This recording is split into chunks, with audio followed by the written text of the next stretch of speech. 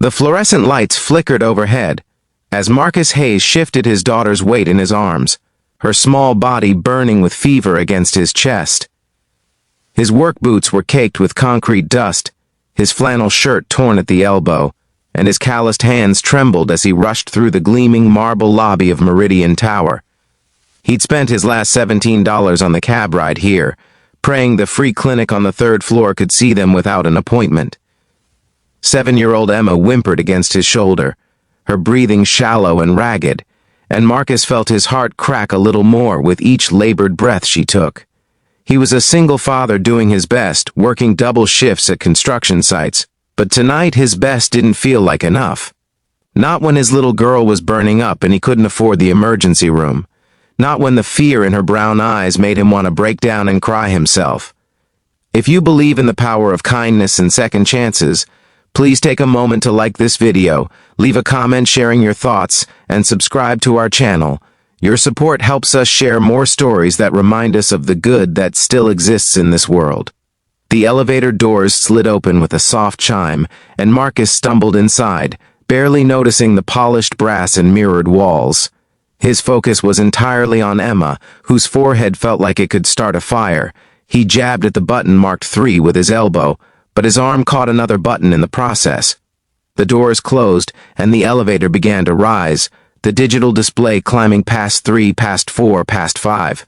Marcus cursed under his breath, too exhausted and frightened to care much about the detour.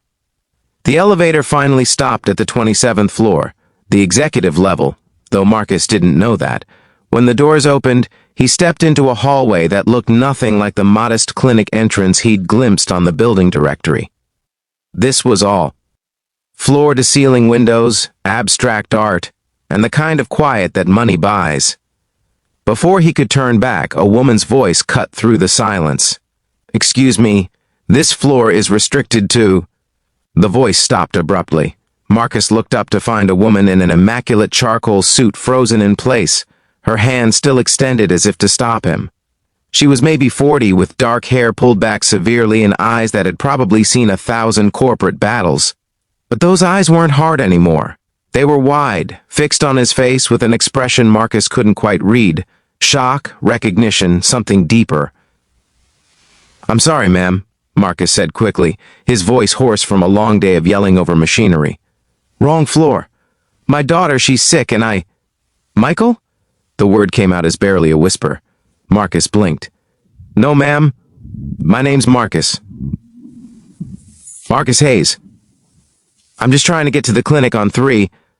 But the woman, whose name was Catherine Sterling, though Marcus didn't know she was the CEO of Sterling Global Enterprises, took a step closer, her hand now covering her mouth. A single tear tracked down her cheek, carving through what Marcus suddenly realized was a carefully maintained mask of composure. "You look exactly like him," she breathed. "Exactly like my brother." Emma stirred in Marcus's arms, coughing weakly, and the sound seemed to snap Catherine back to the present. Her executive training kicked in, that ability to assess and act that had built her empire. "How high is her fever?" Catherine asked, her tone shifting to crisp efficiency, even as her eyes remained glassy. "I don't know exactly. High. The thermometer broke last week, and I haven't—" Marcus's voice cracked. He hated admitting his failures, especially to a stranger in an expensive suit. "Come with me, now." Catherine turned on her heel, already pulling out her phone. "Dr. Rashid? Catherine Sterling, I need you at my office immediately. I don't care if you're in surgery. Find someone to close. A child needs you. 7 years old, high fever, respiratory distress. 5 minutes." Marcus wanted to protest, to say he couldn't impose, that he'd just take the elevator down to the free clinic, but Emma coughed again, and his objections died in his throat. He followed Catherine down the hallway into an office that was bigger than his entire apartment. She was already clearing papers off a leather couch, grabbing bottles of water from a mini-fridge hidden in a wall panel. "Lay her here," Catherine instructed, her hands gentler than Marcus expected as she helped him settle Emma onto the couch. She dampened a cloth napkin with water and placed it on Emma's forehead. "What's her name, Emma?" "Emma Hayes. Emma's going to be fine," Catherine said, and something in her voice made Marcus believe it. Dr. Rashid is the best pediatrician in the state. He's on retainer for our company, and he'll be here in minutes." Marcus sank into a chair, his legs finally giving out. "I can't pay for a private doctor. I can barely pay for the clinic." Catherine looked at him again with that strange, intense expression. "You're not paying for anything, and after Emma's taken care of, you and I need to talk." True to her word, a silver-haired man with kind eyes and a medical bag arrived within 4 minutes. Dr. Rashid examined Emma with practiced efficiency, asked questions Marcus answered as best he could, and finally administered medication that he promised would bring her fever down within the hour. "She has a serious respiratory infection," Dr. Rashid explained, writing on a prescription pad.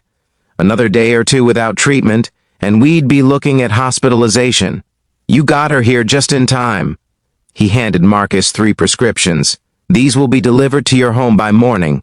Make sure she finishes all the antibiotics even when she starts feeling better." When the doctor left, promising to check in the next day, Marcus found himself alone with Catherine Sterling and his sleeping daughter. The fever had already started to break. Emma's breathing easier, her color better. The relief that flooded through Marcus was so intense he had to blink back tears. "Thank you," he managed. "I don't know how I can ever—" "Tell me about yourself," Catherine interrupted, sitting across from him. "Tell me everything." So Marcus did. Maybe it was exhaustion, maybe it was the way she looked at him like he mattered, but he told this stranger his story, how his wife had died in childbirth, leaving him with a newborn and a mountain of medical debt, how he dropped out of community college to work full-time, how he'd lost his job at the factory 6 months ago and had been scrambling ever since, taking whatever construction work he could find, how Emma was his whole world, and how terrified he'd been tonight when her fever wouldn't break. Catherine listened without interrupting, and when he finished, she opened her own wallet and pulled out a photograph, its edges worn from handling. She passed it to Marcus. The man in the picture could have been Marcus's twin. Same strong jaw, same deep-set eyes, same slight crook to the nose. "My brother Michael," Catherine said softly. "He died 20 years ago, car accident. He was 23. She paused, her voice thick with emotion. "He was the kindest person I've ever known, always helping people, always putting others first. He wanted to be a teacher, to make a difference in kids' lives. When he died, a part of me died too. I threw myself into building this company, making money, wielding power. I told myself it was what he would have wanted, but really, I think I just didn't want to feel anything anymore." Marcus handed the photo back carefully. "I'm sorry for your loss. When those elevator doors opened and I saw your face, for just a moment I thought—" She shook her head. "It sounds crazy." "It doesn't," Marcus said quietly. Catherine stood, walking to the window that overlooked the city. "Michael always said that success meant nothing if you weren't lifting others up with you. I've spent 20 years forgetting that. Tonight you reminded me."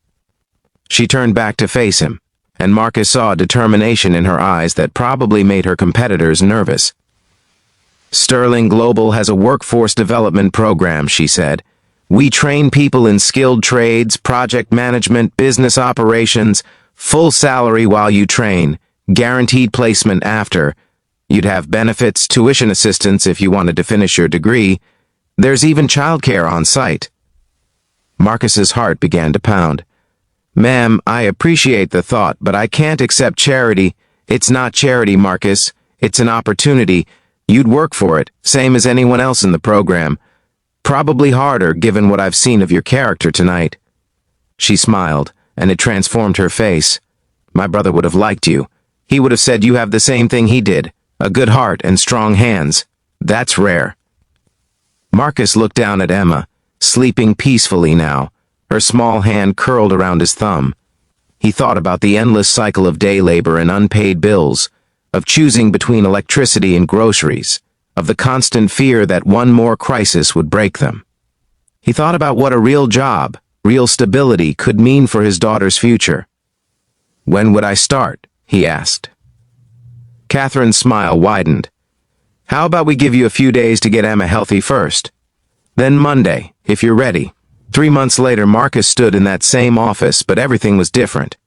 He wore a crisp shirt and tie, his work boots replaced by dress shoes. He'd just completed his training program at the top of his class and had been offered a position as a project coordinator. Emma was healthy, thriving in the company daycare where she'd made a dozen friends, and Catherine had become not just his employer, but his mentor and friend. "I have something for you," Catherine said, handing him an envelope. Inside was a certificate and a check that made Marcus's eyes widen. "That's your completion bonus," she explained. "But more importantly, I want you to start teaching in our program. You have a gift for connecting with people, for understanding their struggles. We need that." Marcus felt tears prick his eyes. "You've already given me so much." "No," Catherine said firmly. "You gave me something first. You gave me back my purpose. You reminded me why any of this matters." She gestured at the office, the company, the empire she'd built.